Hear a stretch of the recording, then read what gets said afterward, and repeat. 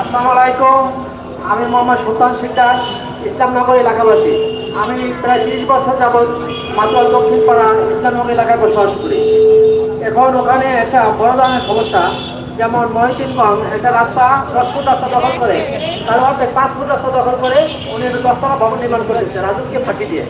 রাজু আদৌ জানে না, হয়তোবা জানে, তার না জানা ভান করে।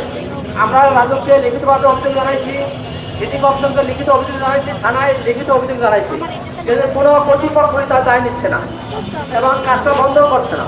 হ্যাঁ, এলাকায় তদন্তও যাচ্ছে না। আমরা বারবার প্রতিদিন রাজুকে যাই, রাজুকে তাদেরকে বলি, অভিহিত করি যে এই আজকে কাজের অগ্রগতি এই, আজকে কাজের অগ্রগতি এই, আপনারা দেখেন। হ্যাঁ, ভবনটা ভাড়া দেন, নাইলে জনসাধারণ বিরাট দুর্ভোগ।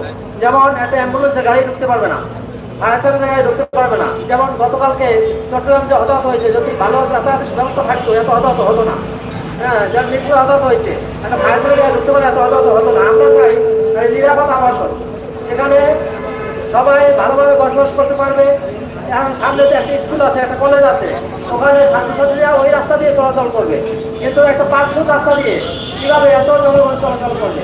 50টার উপরে বাড়ি আছে, ওখানে হবে 50টা বাড়ির চলাচল এই 5 ফুট রাস্তা দিয়ে। তাই আমরা আপনাদের কাছে আবেদন করছি, যারা সাংবাদিক ভাই বোনেরা আছেন, আপনার জাতিকে জানান, রাজুকে জানান, বিধিবন্ধে জানান, আপনাদের মাধ্যমে জানান যে যাতে রাস্তাটা হয়। রাস্তাটা আমাদের একার জন্য নয়, জনসাধারণের জন্য, এলাকার সমস্ত লোক